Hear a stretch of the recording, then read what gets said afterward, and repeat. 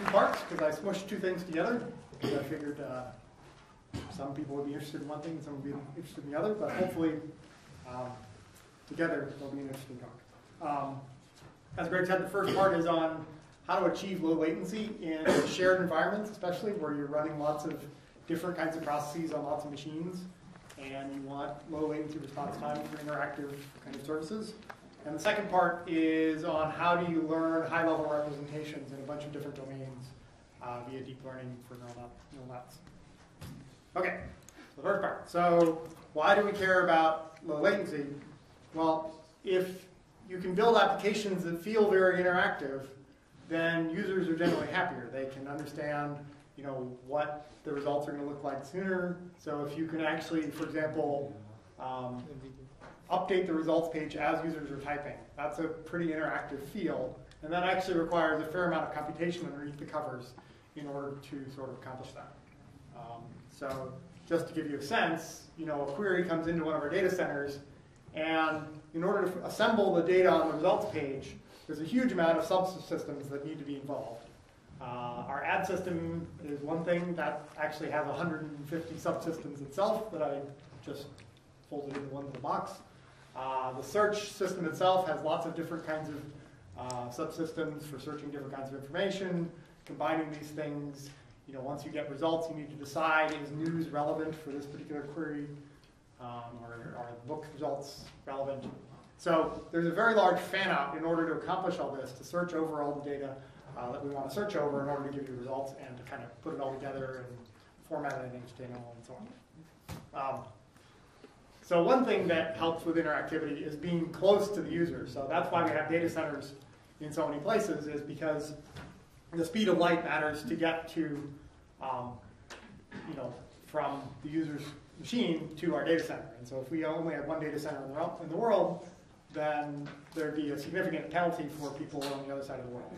So we have data centers scattered around the world. And let's just zoom in on one of them. We have a professional photographer who takes nice data center pictures. So.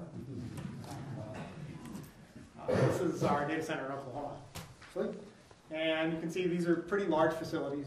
They kind of stretch on for football field kind of lengths. There's lots of different machines in them, but they're all pretty much the same design. We've gone back and forth whether they should have some sort of cases on the front or not over the years. But essentially that's what you have. You can save some power, although most of the power in the data center is not from the lights. Even the cooling facilities look kind of neat. Anyway, so on each of those machines in this data center, our environment is shared. So all the different services that we operate, including batch computations, interactive computations, are all running on pretty much the same basic machine structure. So we have Linux underneath all of this. We have, for example, daemons for our distributed file system running on every machine pretty much, a daemon for our scheduling system, some other system services. And then on top of that, we have a whole bunch of kind of random application and sort of higher level system services. So a Bigtable is like higher level structured storage system we've built. A lot of machines run a process involved in that. We might have some random CPU intensive job, some random MapReduce job that someone's running to compute something, some other random things. And that's sort of the picture of a typical machine at Google. There's all kinds of stuff running on it. Some of them are interactive jobs. Some of them are kind of batch jobs where you don't necessarily care about interactive latency.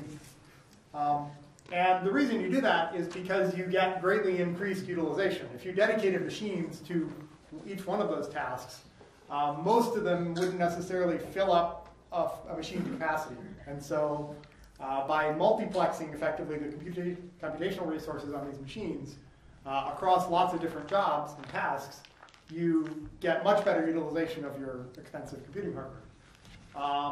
But the problem with that's the plus side. The downside is that you get these really hard to predict effects that increase variability. And the variability increase is really a problem for interactive jobs. So for example, some of the things that can increase variability are network congestion, background activities running on the machine, bursts of foreground activity, so some other job kicks up and all of a sudden starts to use 80 CPUs on the machine for a little while. And the bigger problem is that it's not just your jobs. So if you were designing a system and you were running a bunch of things on these machines, that would sort of be okay because you'd kind of understand at least what's running on the machine.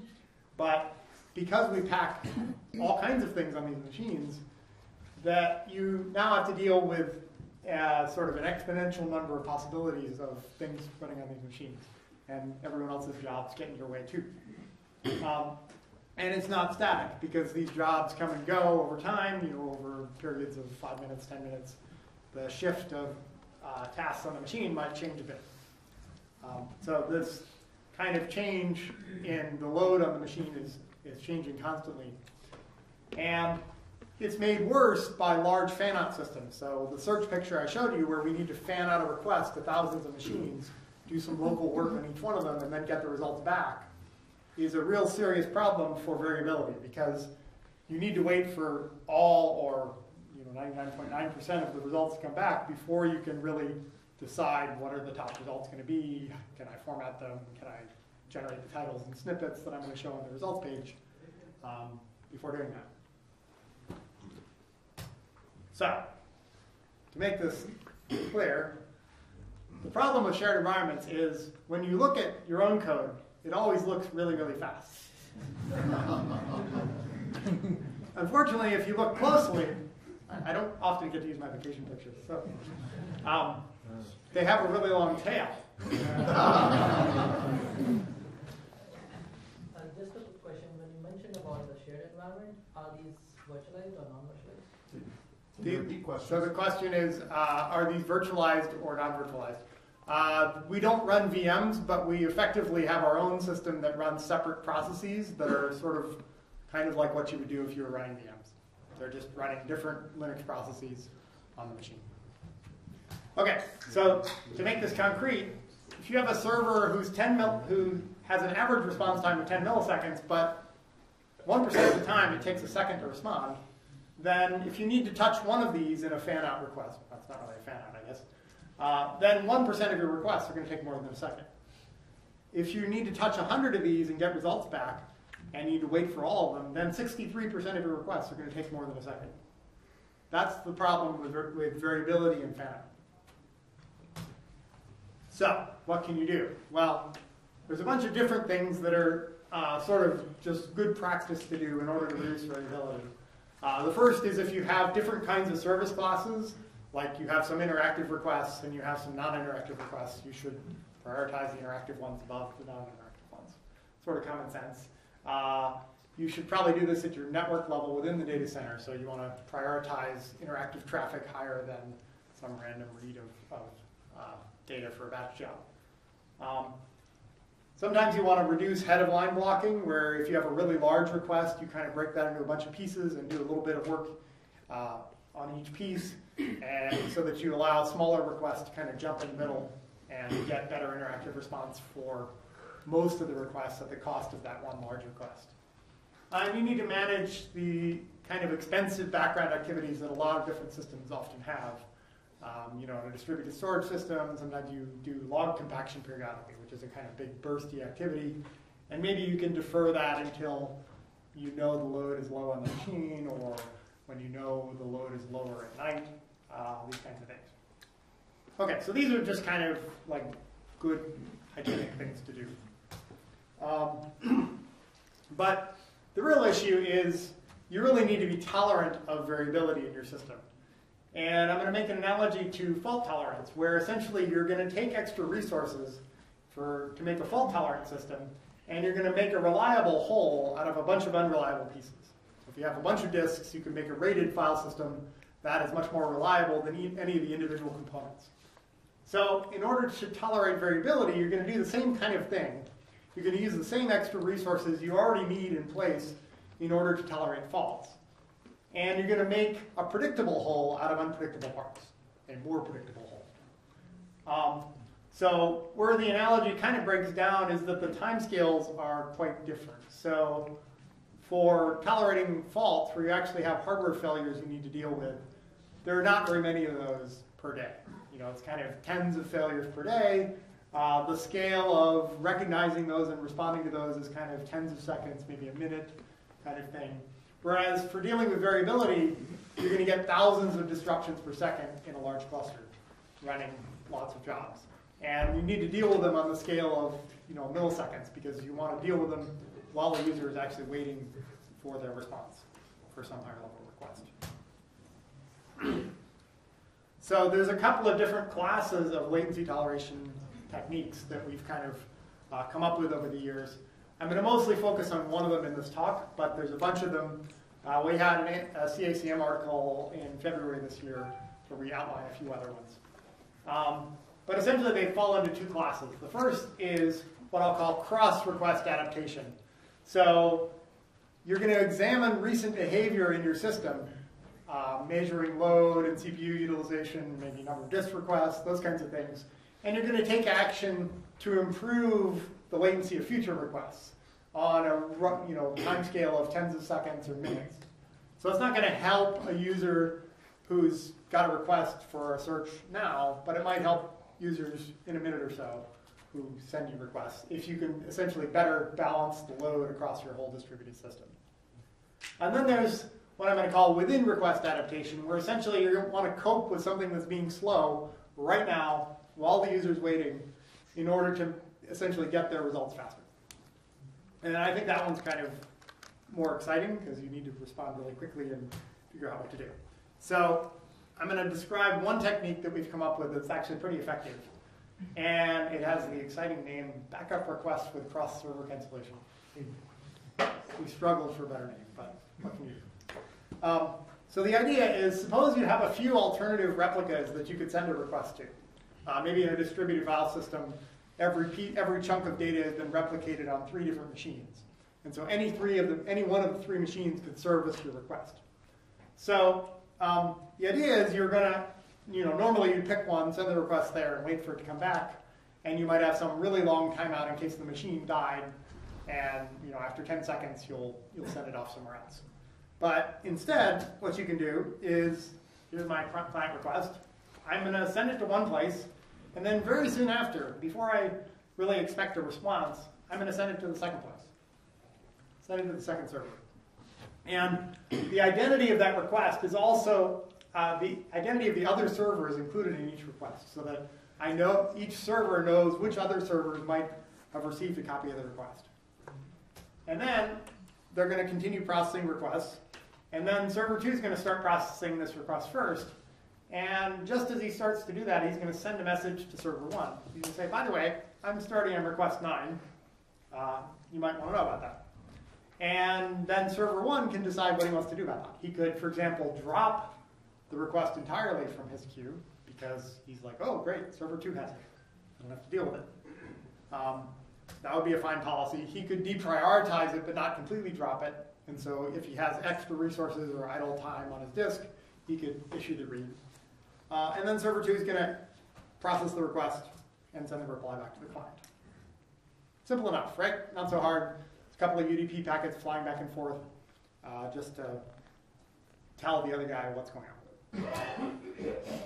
Okay, now obviously there's a bad case here where we do this, we do that, and they both kind of at roughly the same time decide, oh, I'm going to start the request. So there you go. There's our UDP packets flying back and forth.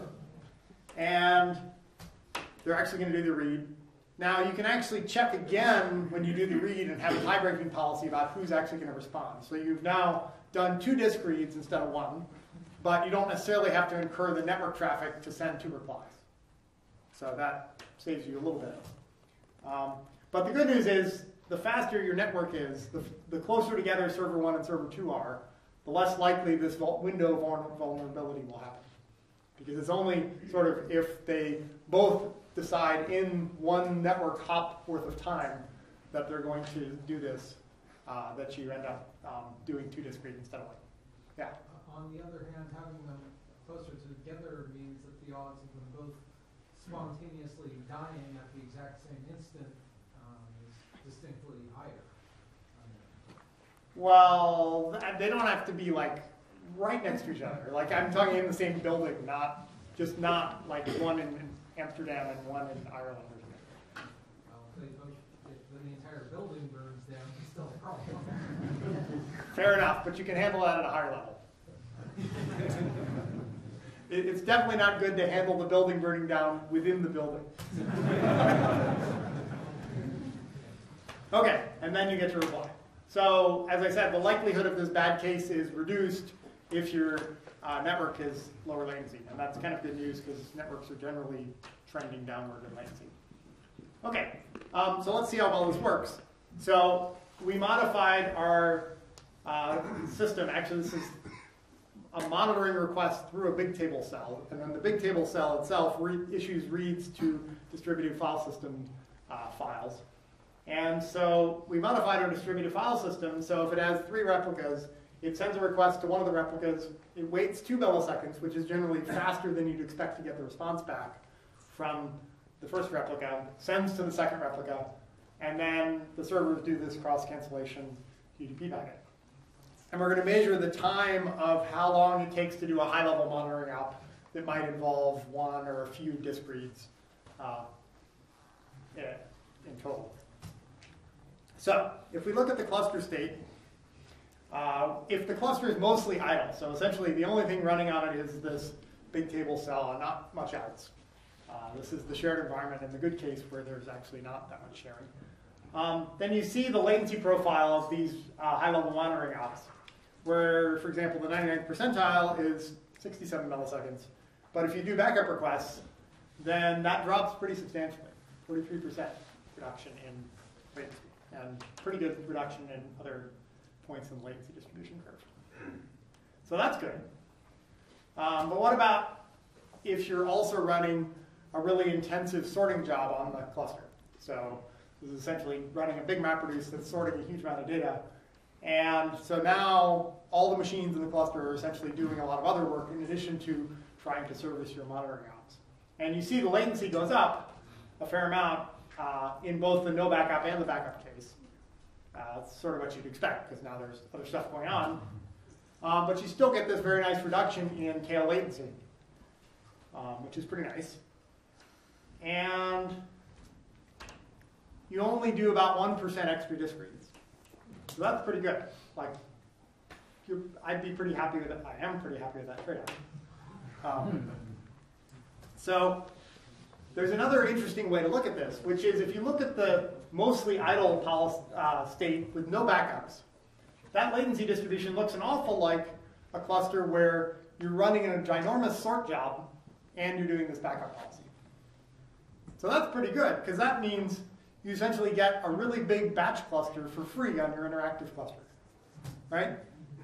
Basically, you have the same read latencies for your interactive job as no backups for the completely idle cluster. Do both of those processes have the same next level? Yes. The question was, do all the processes have the same nice level? Yes. Okay. So that's kind of the nice latency story. You should try, and you can do this not just for disk requests, but for other kinds of requests in interactive distributed systems. Yeah. So what happens if you do cross-server cancellation and then the one who is actually serving dies? So the question is, if you're doing this cross-server cancellation and one of the servers dies.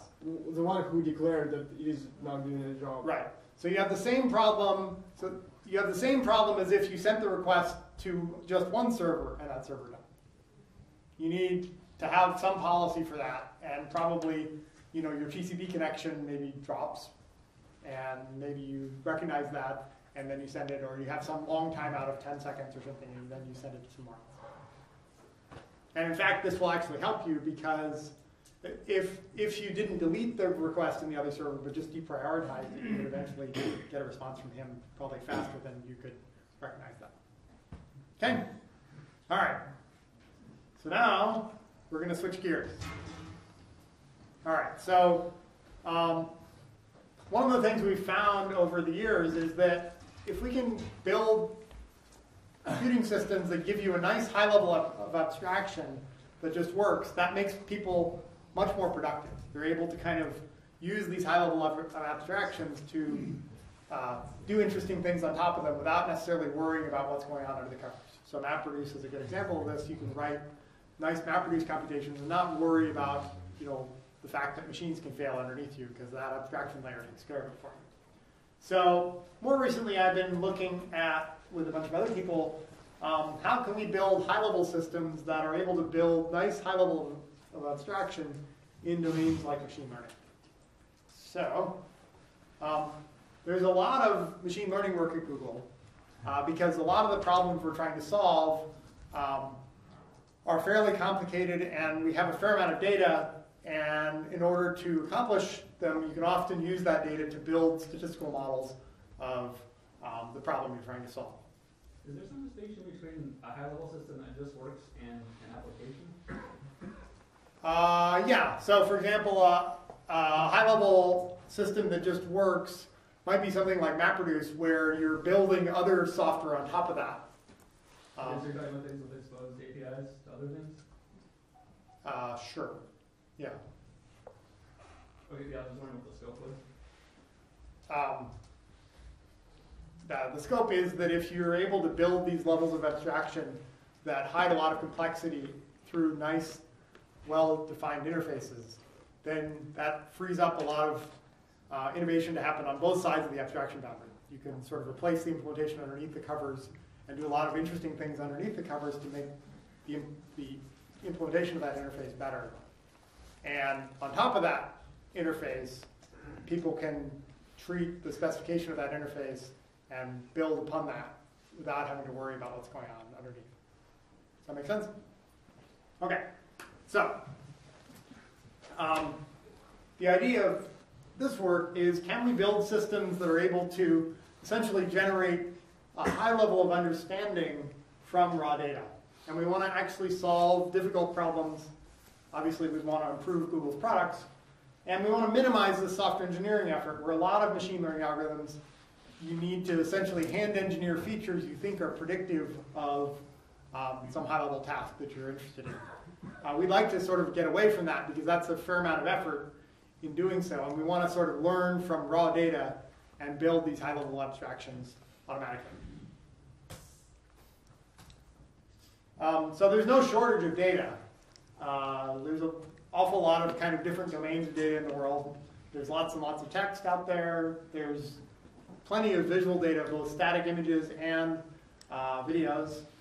There's lots of audio data, and user activity data is another interesting domain. And we have a thing at Google called the knowledge graph, which is essentially a hand-curated set of triples, relational triples, where you can say Albert Einstein, born in Switzerland, and billions of these kinds of labeled triples. So that's kind of the raw data that you can imagine applying to these sorts of problems. And then we want to be able to do things like, for example, identify what are the main objects in a static image, and and also where in the image are they located.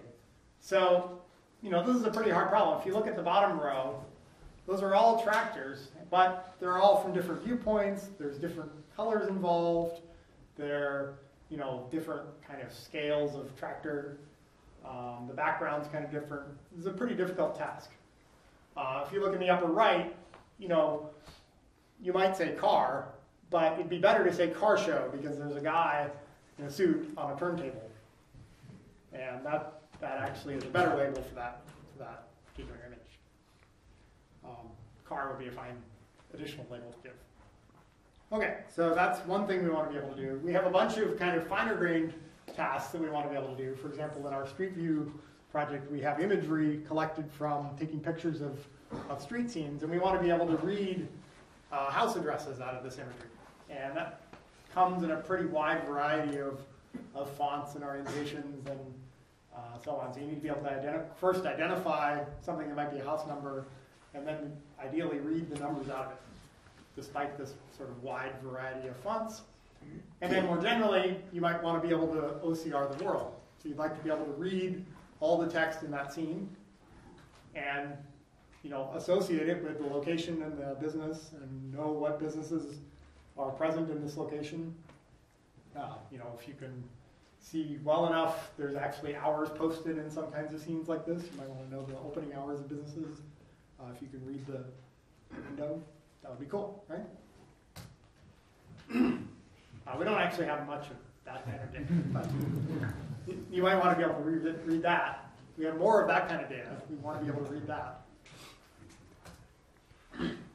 And really, there's an awful lot of visual data, and we have a whole bunch of different kinds of tasks we'd like to be able to do. And there's some common visual representation that's going to be useful for providing higher level features than just raw pixels to all of these different tasks. And so we'd like to be able to build a system that can accomplish all those different visual tasks I described, plus a bunch of other ones, and also do unsupervised training where you don't have a particular task in mind. You just want to be able to learn to have a good model of what kinds of things you tend to see in images. Similarly, we'd like to be able to know what is being said in this audio waveform. So time goes that way and different frequency domains go vertically. That actually is a pretty important problem. You want to understand what people are saying so that you can do voice queries, do dictation, these kinds of things. And understanding the lowest level of waveform is kind of the first part of speech recognition. And similarly, across all these different domains, there's a bunch of tasks in each domain, but you'd like to be able to sort of build these common representations across different domains. So if I'm given an image, it'd be nice to be able to emit a textual label for it.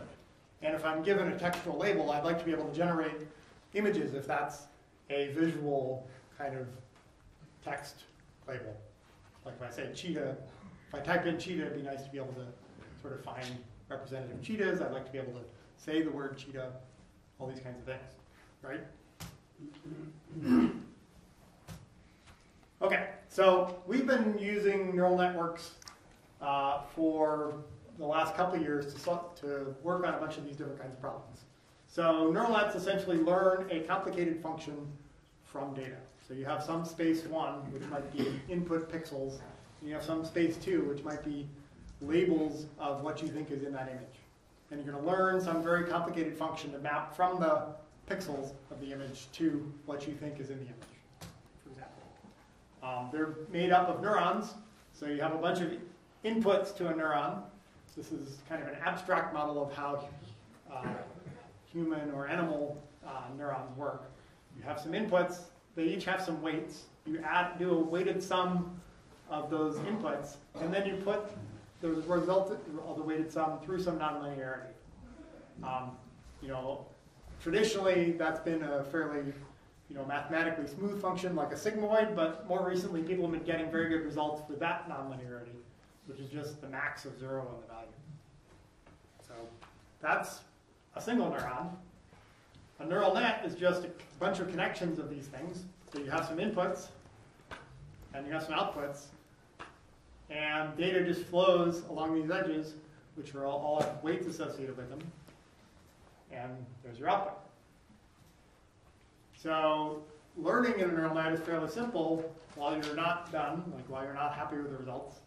You pick a random training case, which gives you both the input and the desired output for that training case. You run the neural network on the input, see what it says, and then you modify the connections to make the prediction closer to the desired output if you didn't get that desired output. And most training involves something called gradient descent, where essentially you're trying to essentially get to that minimum value of that function, and you're at this point on the side where the little ball is, and the gradient kind of tells you which direction you should go.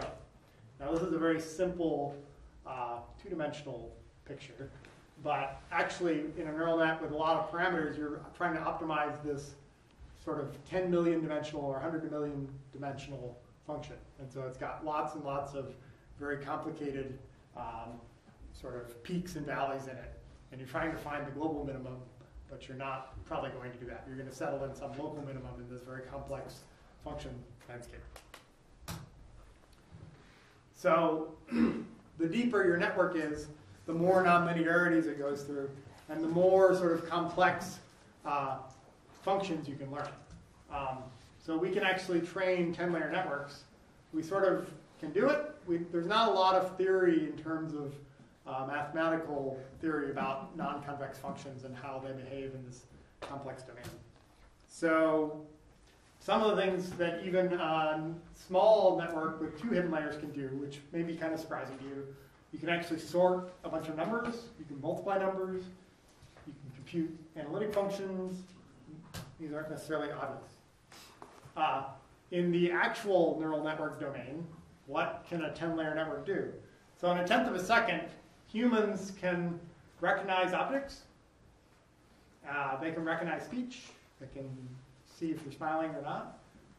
Instantly look at some task that you're trying to do, like take the lid off a bottle, and instantly know how to do that. And the firing rates of neurons are such that you couldn't have gone through any more than 10 sequential levels of neural activity. So just to make that concrete, a human sees an image of a cat. In 1/10 of a second, they're able to click with the cat. So that's pretty cool, right? Humans are putting a huge amount of computational effort to this, but it's only going through at most 10 layers because the firing times dictate that you couldn't have gone through more. Is that after they've already optimized for that specific interaction, or is that just out of the blue? Out of the blue, you can mostly do it. Yeah, it might be 1/15 of a second or something, or sorry, 0.15 seconds or something instead. So there's a conjecture that anything a human can do in 0.1 seconds, the right 10-layer network should be able to do. The trick is finding the right 10-layer network and making it big enough. But the good news is big is not exponentially big, right? There's examples of small organisms that do have perception, like the lizards that can see. And it doesn't have to be any bigger than that in theory. One thing we've observed is that the number of training cases needs to be roughly about the number of trainable connections in your network. And so that whole approach is pretty feasible if you're motivated and excited about it. So how do you solve it? Well, first you need a fast network implementation, neural network implementation. The reason you want that is so that you can train bigger nets in the same amount of time. Our observation is that, at least with our group, people have a limited patience for training a network. They don't want to wait a year. They want to wait kind of no more than a few days or maybe a week. And so you're going to train the biggest network you possibly can such that it only takes you a week. And so if you're able to train a network faster and train a bigger network in a week, that's good, because that means that people will be more willing to train a bigger network because that matches their 1-week threshold. Okay, so human perception is clearly fast. It can't go through any more than 10 layers in 1/10 of a second. And thus, you can solve a lot of perceptual tasks using some 10-layer network. So the question is, why do we need so much training data? And the answer is, I actually don't think it's that much more training data than a human needs. It's a bit more, but if you think about all the training your visual system has done from the time you opened your eyes when you were first born until the time someone put that first picture of a wallaby in front of you, something you've never seen before, there's a tremendous amount of information you've collected, and you've built these models of what does an animal look like, or what does a furry animal look like. And so when you see a wallaby, you're training on that plus all the accumulated knowledge you've put into your visual system before that. So I'm going to talk about 2 main tasks, speech recognition and visual object recognition, that we've been exploring. And neural nets these days give the best results in these 2 domains. So how is it done? Well, you need a big training set, labeled data, so a bunch of images, for example, and labels that say wildebeest, truck, garbage truck. And then you train a big network. There you go. So neural nets have been around for ages. What's different? So the main things that are different are we have a lot bigger data sets with labels. and also without labels. And we have much faster computers. So slow machines are really an impediment if you're trying to do this, because these big networks require millions of floating point operations per example in order to do the forward propagation pass, and then millions more flops in order to do the training adjustment pass. So you really need a lot of computational resources in order to do this. The question is, how are we able to go to much larger numbers of layers today, whereas maybe 15 years ago we could only go to a few layers? The answer is you need many more training examples in order to optimize a very deep network, because the function you're trying to optimize is very complex. And so more training examples give you a better sense of gradients and where you should end up in this very complicated space. If you don't have enough training data, then it's very difficult to train. Been supervised, all 10 layers? Yes. Supervision? Okay. So I think this kind of gets to your question, which is that in the past, people have kind of limited the number of layers they trained because, the data sets were small, computation was expensive, and it turns out that deep networks actually build these very high levels of abstractions much better than sort of a shallower network. And so this is why this field is now called deep learning. You can think of deep learning as just very deep neural nets and other kinds of models that are able to build these high-level abstractions. You can actually learn from both labeled data and unlabeled data. And there's been a bunch of recent academic work that improves on state-of-the-art in many different domains.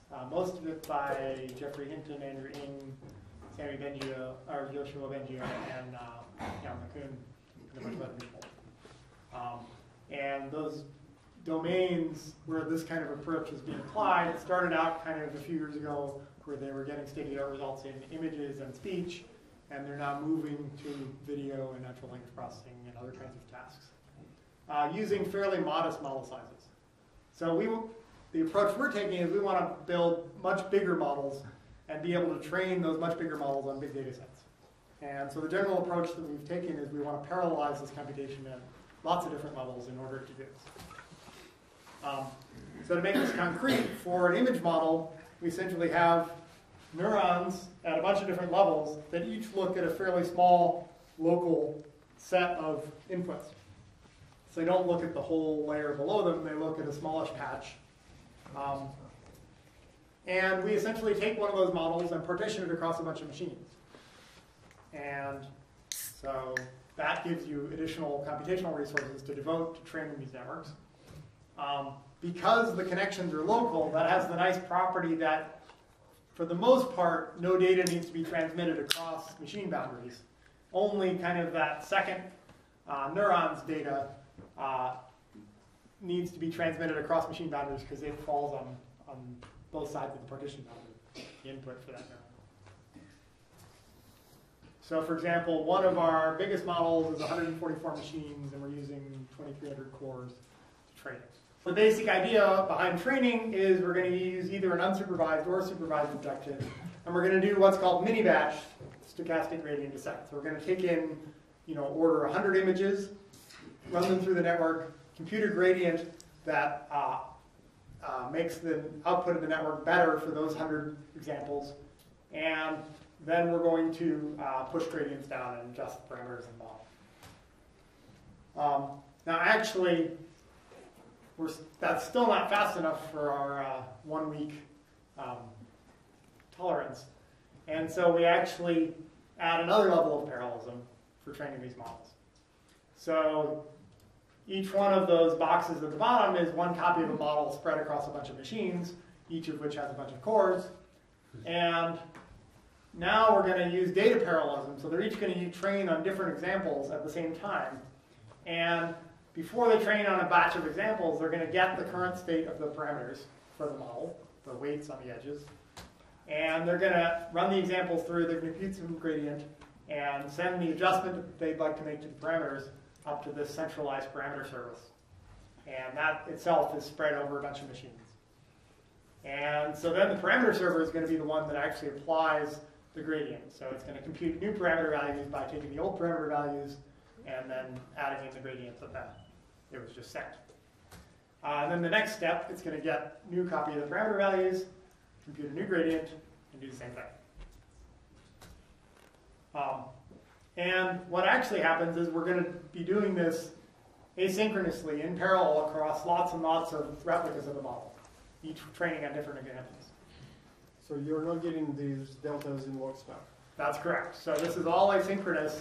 And as you point out, the main drawback is that when you downloaded the parameters, you computed a gradient with respect to that value of the parameters. And in the meantime, while you were running your step through, some of the other models may have sent gradients to the parameter values and updated them so that when you're applying the gradient, you're actually applying it to a moved version of the parameters, not the ones you originally computed it on. But it all seems to kind of work. So, what can you do? Up to maybe 10 to 100 replicas of the model, depending on how sparse the gradients are in the model. Okay. How big is the typical vector of, P? So the vectors, most of our model parameters are, 100 million parameters. So 100 million floating point values. Some of them are a billion. But that's why you have a lot of network interfaces at the top and a lot of network interfaces at the bottom. The question is how many attributes are in the input. So the input, for example, might be all the pixel values in an image. So, a 200 by 200 image with 3 channels. Actually, our biggest models are for video, and there you kind of take that in, but for maybe 10 or 15 frames.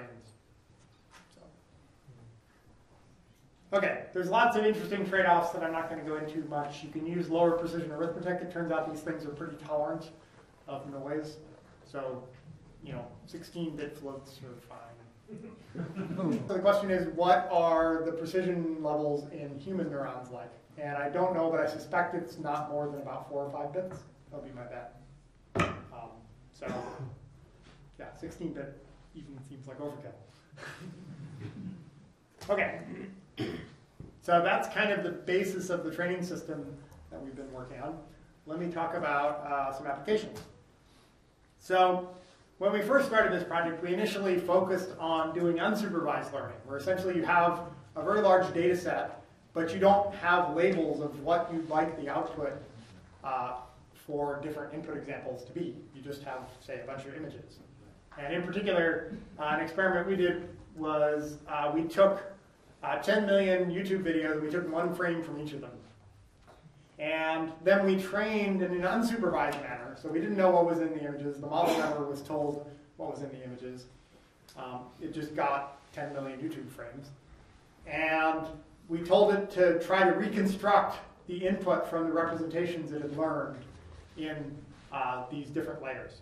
So essentially, if you think of it as how a human would do it, if I can build a high-level representation of this room, I would say it's got a bunch of people in chairs in it, and it's got an easel, and it's got some walls. And you could reconstruct a rough picture of what the room looks like from that. Was the net hourglass shape, so you were doing compression and then expansion? Yes. Okay, so then once we've trained the network on 10 million completely unlabeled examples, we looked around at the highest layer using a data set that we knew to contain half faces and half not. And we looked around for neurons that were receptive, most predictive of whether or not an image contained a face or not. And the one that we found, that is the optimal stimulus for that neuron. So essentially, the network, without ever being told what a face was, has developed a neuron that has invented the concept of a face, essentially, which is pretty cool.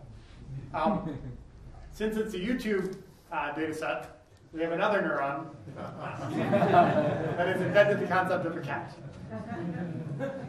Did you answer the AI question of what is a chair? Yeah, I don't know. We answered what is a cat, which is good. Maybe a more important AI question. So the question is, how does the training time vary if we increase or decrease the number of layers? It's hard to say, but generally more layers and more parameters takes longer to train, and it's probably slightly superlinear. The question is, how do we decide the number of hidden units per layer and essentially the model structure that we trained? And that's kind of an unsatisfying thing to me. Right now, we kind of decide that as humans training the model beforehand. And you try a few things, and that one seems to work better, so you do that. Which is kind of unsatisfying. We should really be learning the model structure as well. We're not doing that. Okay, there's a paper in ICML.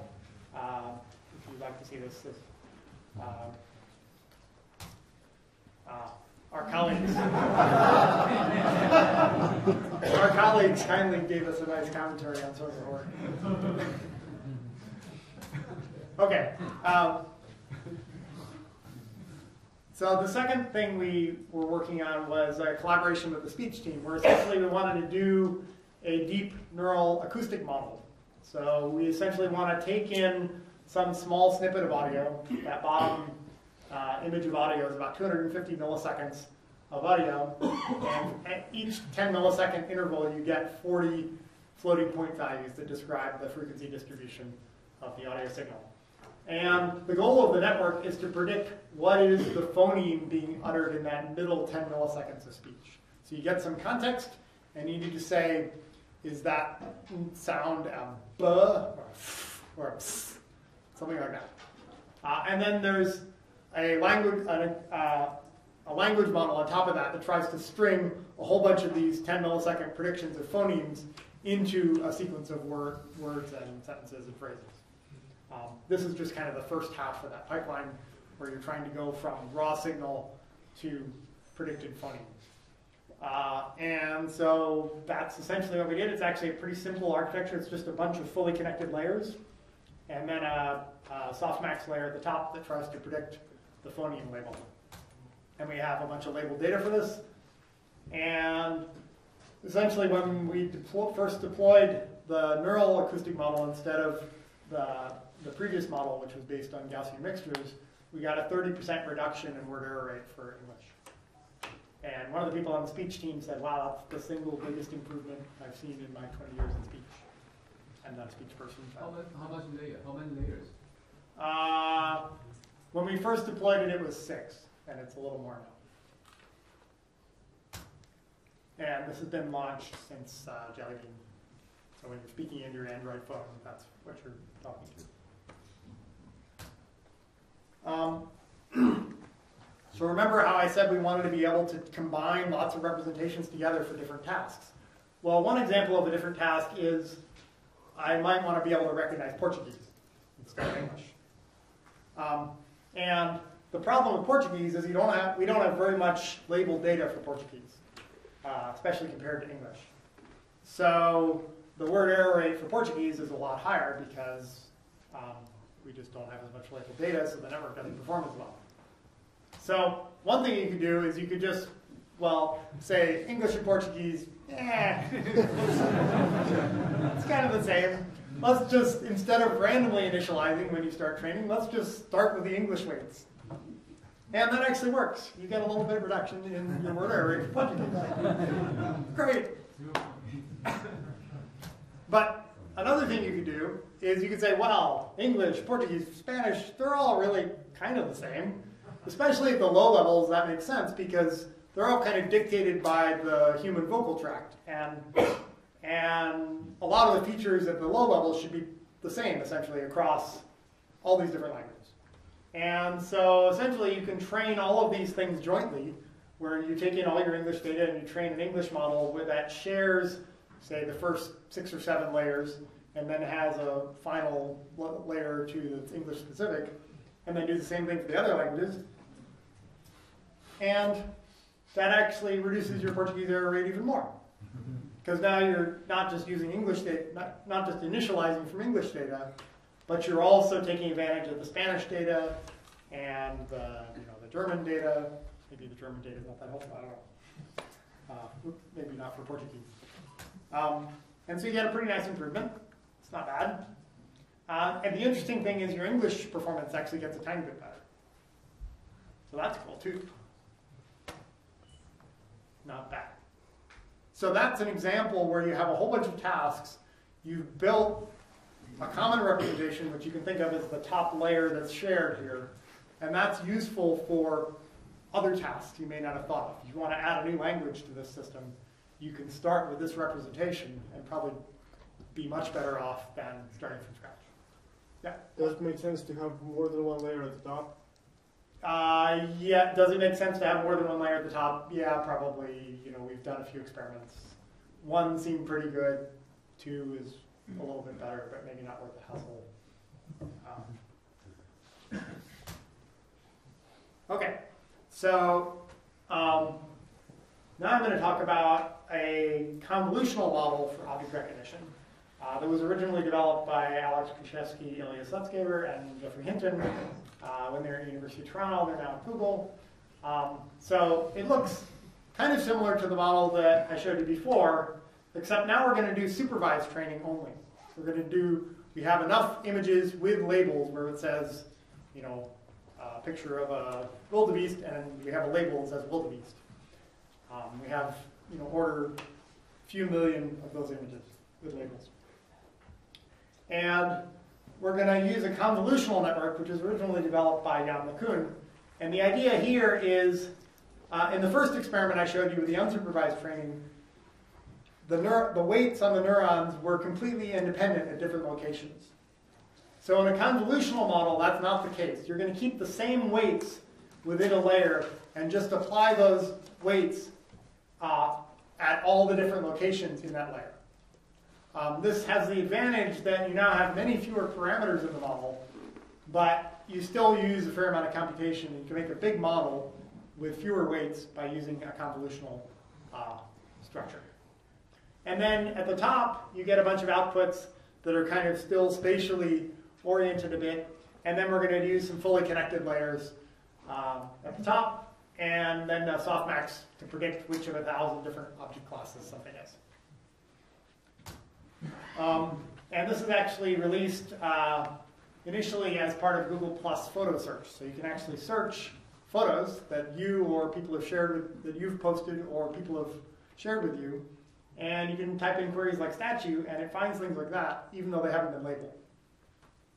So that's just from the raw pixels of those images.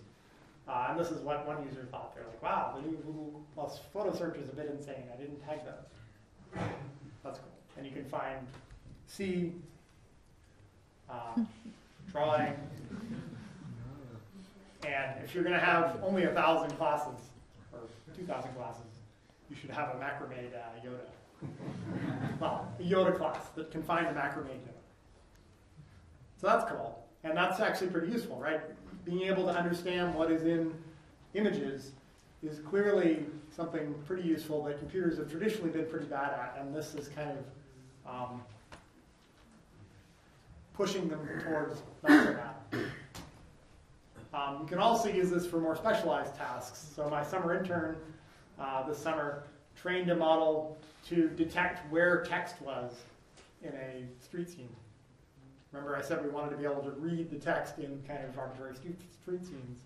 Well, the first thing you need to do is find the text. You know, so this is actually a pretty difficult problem, finding text in arbitrary scenes. There's all kinds of fonts involved, different colors, and this model does a pretty good job of highlighting that. How long does it take? So the question is, how long does it take for training or for actually finding the text in an image? Well, you can always parallelize it more. So, you know, it might take, you know, half a second for an image or two.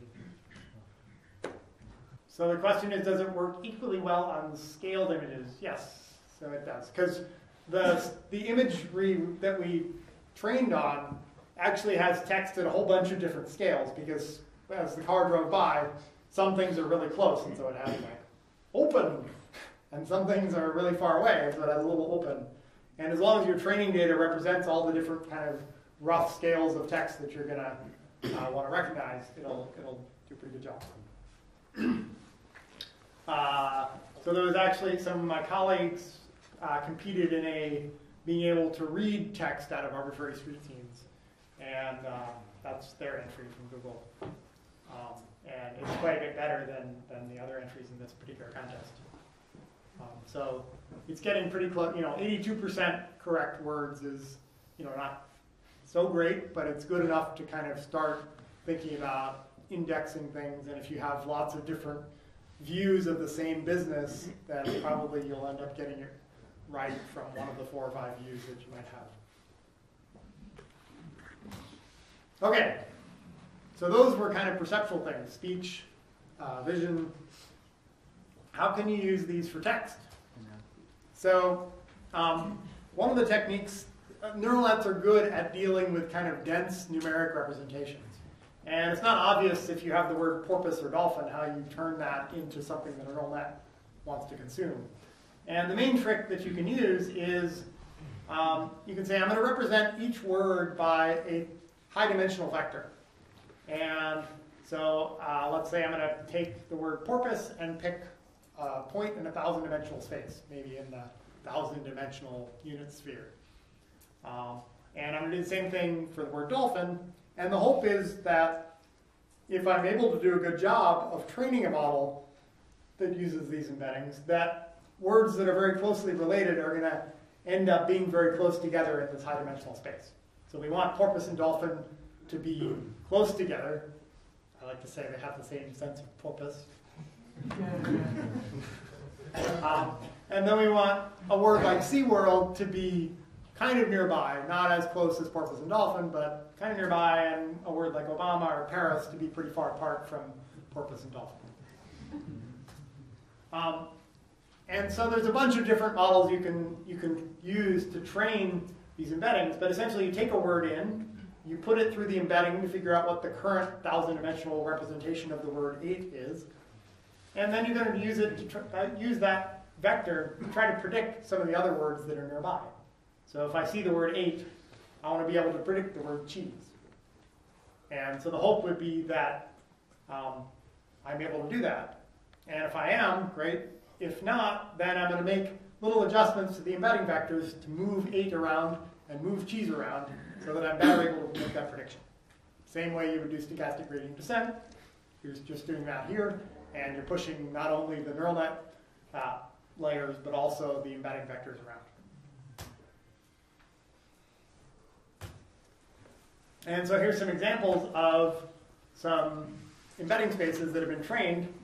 And if you take a word like apple and you look at what are the nearest neighbors in this embedding space, and what you see are fairly semantically related words. You see fruit, you see apples, you see melon, peach, other kinds of fruits. No Samsung.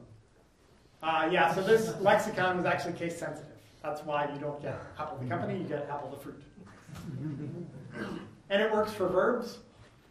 So, stab is kind of like punch, which is kind of like shot, and thrust. And it works for proper nouns like iPhone. iPhone is kind of like iPad and iOS and smartphone and iPod, like iPhone. So it turns out these embedding vectors trained to do language modeling, where you're trying to predict a nearby word, actually have pretty interesting properties. So it turns out linear arithmetic on these embedding vectors actually makes sense. So if you want to solve analogies, if you think back to your SAT days, hot is to hotter as big is to what? Well, if you have those 3 embedding vectors and you do the arithmetic on them, just linearly adding and subtracting vectors, the nearest embedding vector to the result on the left-hand side is the word bigger. And it works for country capitals. It actually works surprisingly often. Antonyms? Yes, so you can do antonyms as well. You could do hot is to cold as large is to small. So in order to show you why this works, we can take the high-dimensional vectors for countries and capitals and project them down to 2 dimensions so we can actually see them on the screen. And we're going to project them down with principal components analysis for a bunch of countries and a bunch of capitals. And you see why this works, because you go in roughly the same direction from the country to get to the capital for each of these pairs, right? So that makes sense. But the other cool thing is you also see semantic relations in the vertical direction here, in that Spain and Portugal are closer together because they're more related as countries than, say, Spain or China. So there's a tremendous amount of structure and information in these high-dimensional spaces. Okay, so in summary, I hope I've shown you that this approach of building really deep networks that can build these high-level representations from fairly raw forms of data is pretty promising in a bunch of different domains: vision, speech, natural language processing, kinds of things. And being able to automatically construct good models from raw data is really valuable, because we're not hand engineering a bunch of features that enable us to recognize a cheetah. The model itself is learning what are the right sets of abstractions in order for me to be able to do a good job of discriminating a cheetah from, you know, a garbage truck and a lion and all the other kinds of things you might want to recognize. Okay, so part one, the brief part of the first part of the talk. You can build low latency services out of variable latency parts. And part two, being able to scale deep learning to very large models and very large data sets seems to be giving promising results. And there's lots of interesting work. I'm not a machine learning person, I'm more of a systems person, but I thought this seemed kind of interesting. And there's lots of interesting work at this intersection of systems and machine learning. You know, when we're scaling our training systems and looking for algorithms to train these models that are tolerant of asynchrony, you know, there's a lot of give and take in what kinds of things we can do on the machine learning side, which kinds of things will actually do a really good job of allowing us to scale on the systems side. And we need to sort of have a whole bunch of people with different kinds of expertise working together to actually train and build these large systems. There you go. Okay, I'll point out this is joint work with many collaborators, too many to even list on a single slide. But many of them are listed on papers that we've co-authored. And I'll take any questions. So the question is, what is the training data for these high-dimensional embedding vectors? In that particular case, it was just text from news articles. Yeah, the essence of the skipgram model is you're actually using a single word to try to predict nearby words. And you try to predict the succeeding or preceding word more often than you try to predict one that's two away, but you do it out to some window of maybe 10 or 15 words. So that's essentially the training algorithm, is predict nearby words with nearer ones being more of your training sample. The question is, what about parts of speech? The modeling does not include parts of speech, but if you wanted to train a part of speech labeler, the embedding space would be an excellent place to start, because if you notice the stab example, all the nearest things were verbs, essentially. And the fruit example, all the nearest things were nouns. And so in these embedding spaces, the parts of speech are widely separated. And it would be pretty easy to train a model that, you know, given a word, tells you what the part of speech is if you had a little bit of label to it. The question is, did we try the speech recognition example for multilingual speech recognition with non-Latin, non-European languages? And we have not. I believe the speech team has. I don't know the results. The results we brought up in the paper were all kind of the 10 European languages. The question is, are we pushing this down to hardware? And I'm not. The question is, are we looking into combining analog and digital data? I mean, when we get the data into our networks, it's all digital, you know, floating point values. So it might be interesting, but I think performance. Yeah, we haven't really explored that. So the question is, if you just wanted to build a cow or not cow classifier as opposed to a general 1,000 class object labeler, would you be able to get away with a smaller model? And the answer is yes. Yeah. The question is, could we use cascaded models that make simpler decisions and use a whole sequence of them to make the same ultimate decision versus just training the whole thing? We have experimented with that a little bit, and we found that they're kind of finicky to get right, and if you're able to, it's better just to train the whole darn thing. So the question is, which of the systems use backpropagation? I mean, backpropagation is essentially training via stochastic gradient descent. So all the systems that I described that were neural nets use backpropagation. The question is, do we not do the unsupervised paths? We initially did a lot of work on unsupervised learning, but we've come to the realization that there's a fair number of labeled data sets in the world that are easier to get systems to. If you have a big labeled data set and it is labeled for the task you care about, you're almost always better just training directly on that if you have enough data. If you don't have enough data, that's when you consider unsupervised training.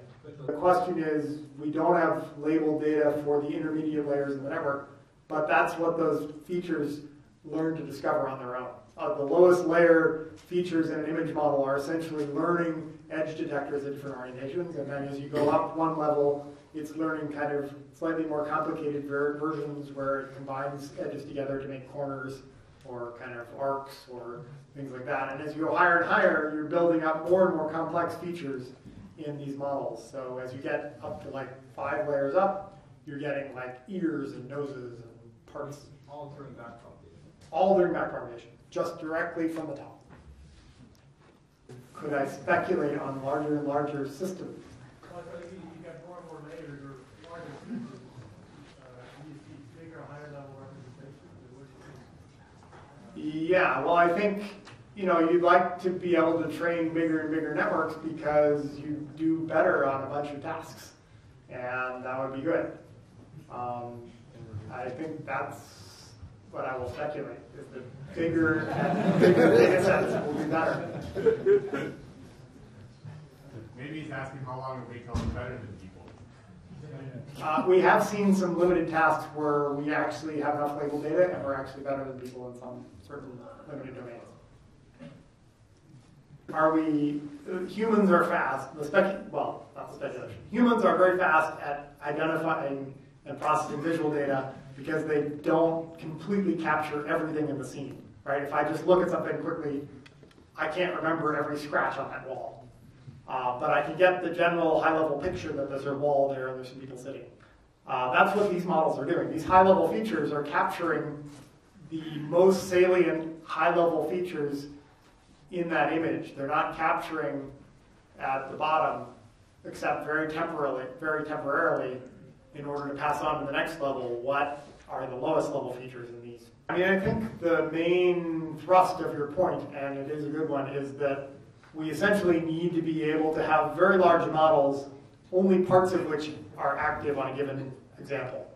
That's the only way, that's why the brain is so energy efficient, essentially, is that when I look at a person, I'm not activating huge portions of my visual pathway that are not related to processing people-like things. How do these systems work in the image models, especially for translation, rotation, and scaling?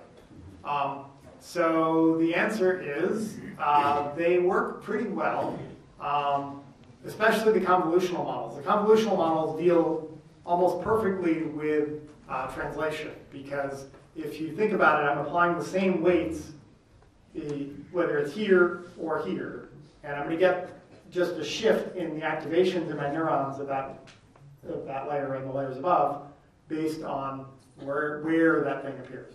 So that's one nice property of convolutional models.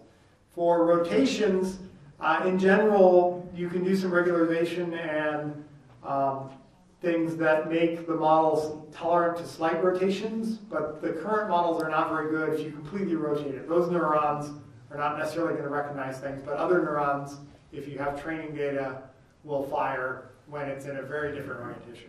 And so they can be fairly tolerant, but it's not as though individual neurons are kind of tolerant to a certain degree, and then you have to rely on other pieces of the model taking over. The observation is the more training data you have for faces in the right orientation, the harder it is to look at one that's not in the right orientation, and you take longer to process the time. Yes, that's true of these models. Like if you've never seen an upside down face, it's not going to do very well. But if you've seen a few, then it'll do okay. If you see a lot, it'll do great. The question is, these algorithms are highly parallelizable. It turns out that's not entirely true because stochastic gradient descent is inherently kind of a sequential algorithm. Within the model, there's a lot of parallelism, but ideally, you'd like to apply the gradients from one little batch of images completely before you start processing the next little batch. And so that kind of introduces a lot of sequentialness into the computation that you'd rather avoid. Now, we've been able to kind of skirt around this with some level of asynchrony, kind of order 10 to 100 model replicas all beating on the same set of parameters, and that sort of seems to work. But I wish the algorithms were more parallelizable than they are. But within a single model, there's plenty of parallel computation to do. And you can use GPUs, you can use CPUs. We have a lot of CPUs, so we can use those. The question is this being applied to financial data? Not by me, but I'm sure if you talk to financial people in other companies, I'm sure they would be applying these sorts of approaches to financial data. What kinds work best, or what kinds do we use? Well, which Both. Yeah, which is the best? We use C++ because we have a lot of infrastructure code built in that. It's okay. It's efficient. Yeah. That's what you care about when training big models, because you can train bigger models. It's efficient. The question is, if you change the order in which you look at examples, does that change your model? Generally, it will change. The model won't be completely the same, but generally it'll converge to roughly the same level of performance for the actual output, which is what you really care about. But you're right, training with one sequence of examples may give you a very different local minimum than training with a different sequence of examples. So the question is, can we combine the knowledge graph with the image model? Yeah, we actually can, because we know a mapping from the object labels to knowledge graph nodes, and then we know, given an image, what label that fires. Yeah, I heard in a previous talk from the guy that's from machine learning guy from UC British Columbia that's at Google now. He said you were using Freebase articles to help you on YouTube. Did you guys use Freebase? So the knowledge graph has Freebase entries in it, plus a bunch of other ones. So in some sense, anything we do with the knowledge graph is in some sense using Freebase. Okay, thank you very much.